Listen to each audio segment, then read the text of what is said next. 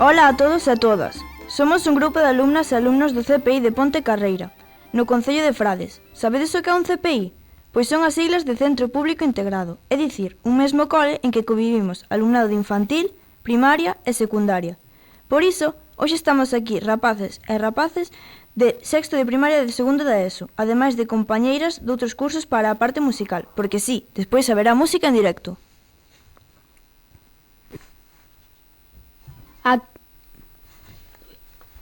A que xa non lembrades como se chama o noso concello? Pois Frades, xa vos acabamos de dicir. Frades pertence á comarca de Ordes, no interior da provincia da Coruña, a unha media hora de Santiago máis ou menos.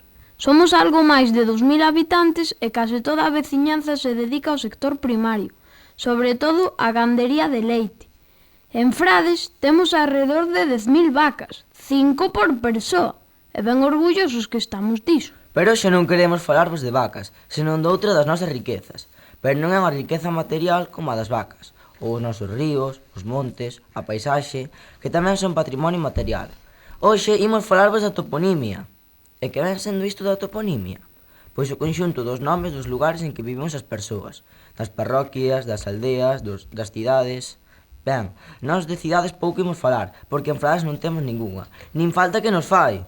E non soímos contarvos algunha cousa sobre toponimia, senón sobre algo aínda máis interesante, a microtoponimia, é dicir, os nomes dos camiños, dos regatos, dos terreos de cultivo, dos muiños, das fontes, dos penedos, das casas, porque en Galicia temos o costume de poñerlle nome a absolutamente todo, en que en cada concello existe un milleiro de microtopónimos que só coñece a xente que vive ali. Por iso, este curso no noso CPI estamos desenvolvendo un proxecto chamado Cada nome conta unha historia, no que participa toda a comunidade educativa, pero toda, o alumnado, o profesorado, as familias, a veciñanza. O noso obxectivo é recoller cantos máis microtopónimos mellor, para logo incorporalos a unha páxina web chamada Galicia Nomeada, que coordinan a Real Academia Galega e máis a Xunta de Galicia. Xa levamos anotados un montón deles, pero queremos seguir recollendo máis, tantos como poidamos. E son as persoas maiores as que coñecen eses nomes. Temos a todos os nosos pais e nais, avós e avoas, veciños e veciñas, traballando arreo para nós. Mesmo estamos apuntando tamén nomes pertencentes a outros concellos próximos, como a Mesía, Oroso ou o Piño, ou o Pino.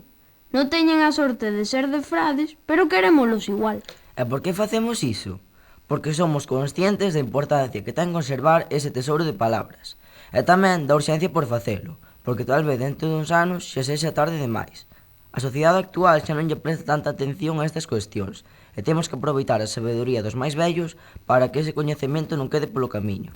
Este proxecto dános a oportunidade de falar cos nosos maiores, e diso sempre se aprende. É certo que queda moito por facer neste labor de recollida, pero antes ca nós xa houbo quen lle dedicou moito tempo. Ides escoitar a Vicente Feijóo, coordinador técnico do proxecto Galicia Nomeada, do que antes vos falábamos, para que nos explique que é exactamente a microtoponimia e de onde procedían tradicionalmente eses nomes que se empregan para identificar cada unha das pequenas partes en que se divide o noso territorio.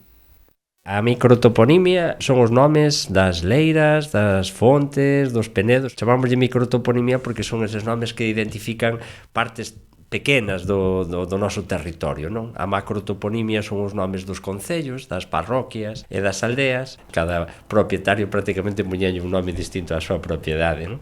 Se temos un sitio onde hai carballos, pois ao mellor poñenlle a carballeira, non? Se temos un sitio abundante de auga, pois poñenlle a lama, por exemplo, non?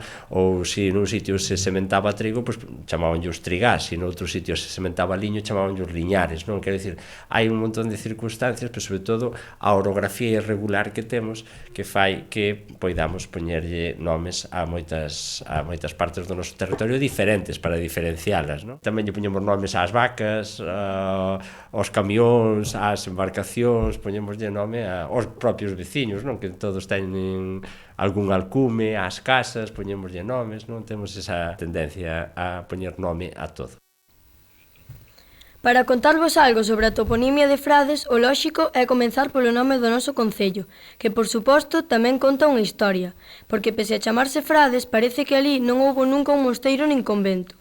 A súa orixe semella estar en que parte dos terreos do noso municipio eran propiedades dun mosteiro moi importante e relativamente próximo, o de Sobrado dos Monxes. Claro. Frades é tamén o nome dunha das parroquias do concello, cuxa localidade máis coñecida é a Ponte Carreira, un nome que xa explica el suíño. Era a ponte pola que antano pasaban os carros. Pero temos aínda 11 parroquias máis. Vamos contarvos de onde veñen os seus nomes respectivos. Empezamos polo A. É a primeira parroquia que nos aparece é Abellá. Aínda que pode aparecelo, Abellá non ten nada que ver coas abellas, nin coas abelás ou as súas aves as abeleiras. Todo indica que Abellá procede do indoeuropeo, unha lingua moi antigua, moito máis que o latín, e que está relacionado coa abundancia de auga. A verdade é que soa bastante creíble, porque na parroquia de Abellá e en todo o concello de Frades temos agua por todas as esquinas. Aiazo ten tamén un nome prerromano, tal vez relacionado de novo coa presenza de auga porque está pegadiño ao río Tambre. Outras teorías din igual que ten que ver con latín adjacere, que significa estar ao lado. Non sabemos ao lado de que, quizáis do propio río, ou mesmo con algún relevante, un home de nome Aliaz ou Allaaz. Como non o sabemos seguro, preferimos deixar a orixe de Aiazo mergullado no misterio. Sexa como sexa, estades convidados á festa da merenda, a gran celebración desta parroquia. A continuación ven Añá, cun nome así de curtiño, só 3 letras. Neste caso sí que se sabe de onde ven, de Villa Aniagna, é dicir, a casa e os terreos de alguén chamado Anius. De seguro, a persoa máis importante da contorna. Villa desaparece do nome, e Aniagna convértese en Añá a medida que a lingua evoluciona do latín ao galego, por unha serie de fenómenos lingüísticos nos que non imos afondar para que non pensedes que somos uns pesados. Toca agora célticos, que ten un nome moi chulo, porque é así como os romanos chamaban aos membros das tribus que vivían en zonas da Península Ibérica. Pois ese aos celtas, mirad hoxe o día, xa non hai cousas que chaman celta. Empecemos polo equipo de fútbol.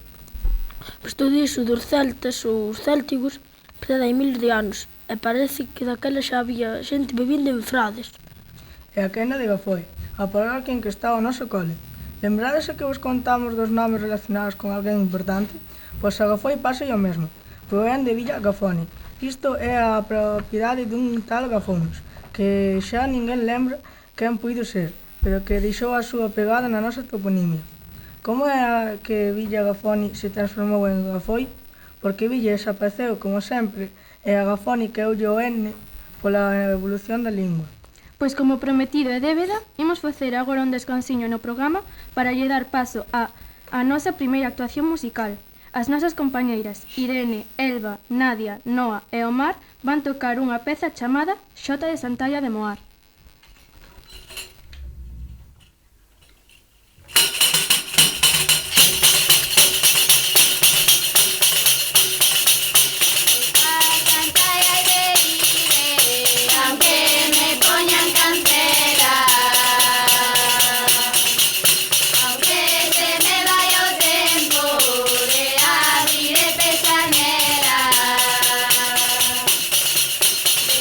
Abriré pestañas.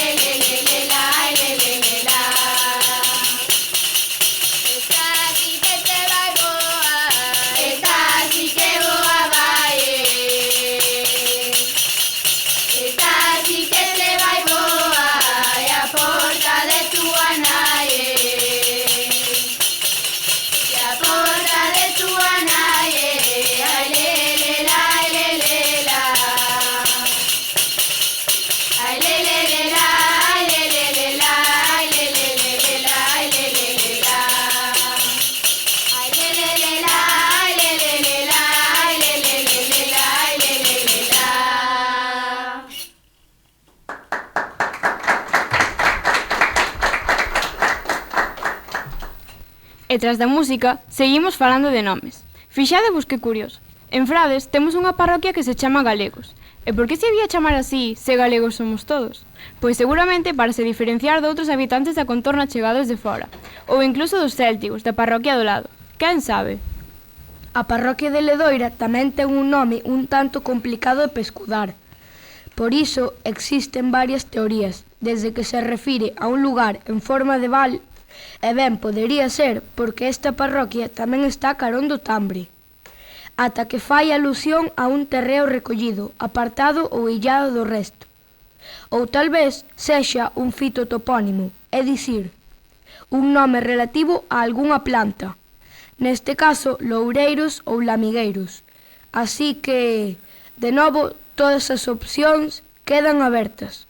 Coa seguinte parroquia, Mesos, a cousa tampouco está clara, pero todo parece indicar que o seu nome está relacionado coa forma do terreo, porque Mesos é a zona máis chá do concello, de modo que o seu nome podría provir da mesma raíz que Mesa, é dicir, un lugar elevado e plano, como a desta parroquia.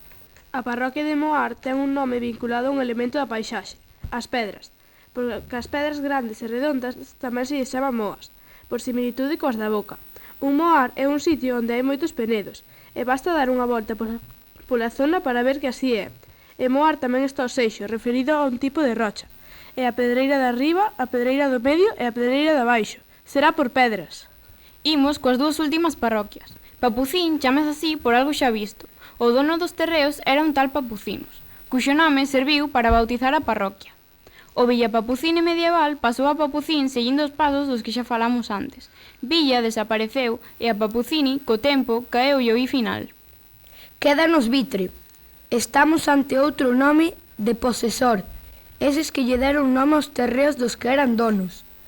Neste caso, o propietario debía chamarse Victorem, o nome latino que deu lugar ao noso Víctor. Así teríamos unha villa Victorí. Xa sabedes, adeus villa, que evolucionou a Vitre co paso do tempo. Xa vedes que a cousa non sempre é fácil, porque no da orixe dos topónimos hai moita fantasía e moita documentación falsa. E non sempre se pode chegar a unha conclusión fiable. Pero que gracia tería todo se estivese claro? Xusto esa incerteza é a que converte o estudo dos nomes en algo tan entretido. Sabemos que vos estamos dando moita información en moi pouco tempo, así que imos deixar que falen os expertos. E de escoitar de novo Vicente Feijóo, coordinador de Galicia Nomeada, para que nos explique a importancia de ter todos estes nomes guardados nunha mesma ferramenta para que non se perdan e como podemos colaborar na súa recollida.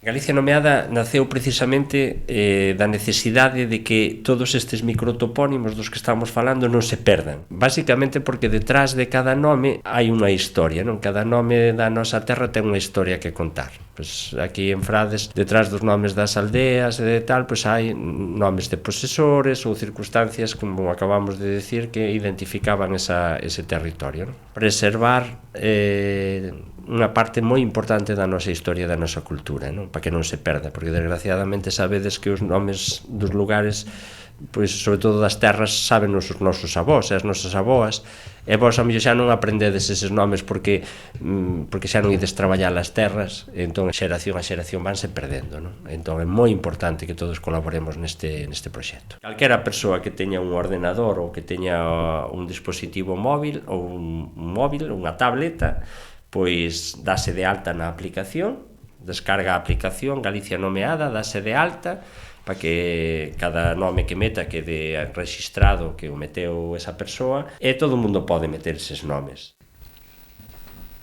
Imos seguir falando da toponimia, que nos queda moito por contar.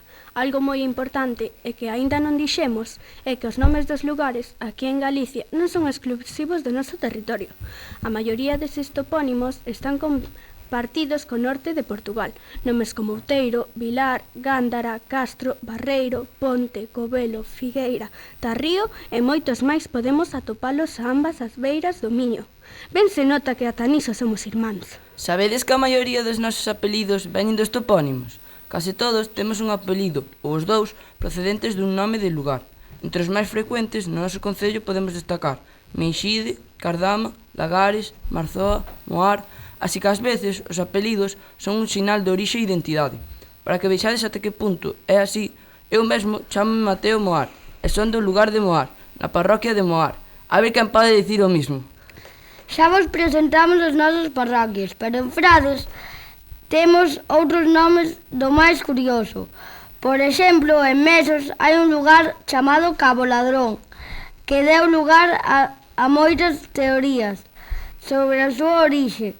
A máis difundida é que ali vivía un militar que roubaba, pero en Frades somos xente honrada, así que nada que ver con iso. Cabo Ladrón é un nome composto de cabo, que indica o remate dun camiño, e ladrón, unha variante do nome Lardón, o dono dos terreos. Outro nome de lugar interesante é o da Porta dos Caos, e que ninguén vai a pensar que falamos do acceso a un mundo de desorde e confusión. Este topónimo da parroquia de Vitre refírese a unha familia de apelido Cao, que significa de pelo branco. Polo tanto, sería o lugar de entrada ao terreo dunha familia chamada así, por teren os seus membros con características máis visibles a cor branca do pelo. En Frades aínda quedan 60 persoas que se apelidan Cao, tal vez descendentes dos que deron o nome ao lugar. Imos con outro par de topónimos chulos. Un é Oar, en Abellá. De seguro ten que ver con que na zona sopra o vento, por ser esta parte máis elevada do concello. Pero non me digades que non mola poder decir, cando che preguntan onde vives, vivo no Ar. E en Moar temos Castiñeiro Redondo, o que demostra que un microtopónimo, neste caso unha árbore, pode acabar dándolle nome a toda a aldea. Falando de castiñeiros, temos dúcias de nomes relativos a árbores: Figueira, Pereiruga, Pomariño, Vimieiro, Carballal, Piñeiro, Uceira, Loureiros. E como xa quedou dito, a auga tampouco escaseou nunca por estas terras. Mirade cantos topónimos do noso concello fan referencia a fontes: Fontemouro, Fonte Santaia, Fontao, Fonsá, o Fontelo, Fontemaior, Augas Santas. Mesmo temos unha aldea que se chama A Taberna e outra A Baiuca. Está claro que en Frades o da sede nunca foi un problema. Non hai tempo de máis, así que imos deixalo así. Pero antes de rematar, queremos expresar unha serie de agradecementos. En primeiro lugar, a Vicente Feijóo, a quen escoitamos antes e que nos achegou gran parte da información que usamos como fonte documental. Tamén é o proxecto Ponte nas Ondas, por contar connosco para esta xornada, en especial a Óscar Suárez e a Facultade de Xornalismo e o seu persoal técnico por facilitarnos a realización deste espazo. Tamén lles queremos dar as grazas aos nosos antergos que nos deixaron en herdanza esta riqueza inmensa que son os nomes da terra, porque como di o título do noso proxecto, cada nome conta unha historia e nós non queremos que se perda ningunha. Xa nos despedimos. Moitas gracias pola vosa atención. Agardamos que isto que viñemos contarvos hoxe aquí fose do voso agrado e do voso interese. Se nos convidan, volvemos encantados para falarvos de algún outro proxecto do noso centro. Pero antes de marchar, as nosas compañeiras van a actuar de novo. Desta volta, con a cantiga Bailador. Ata sempre.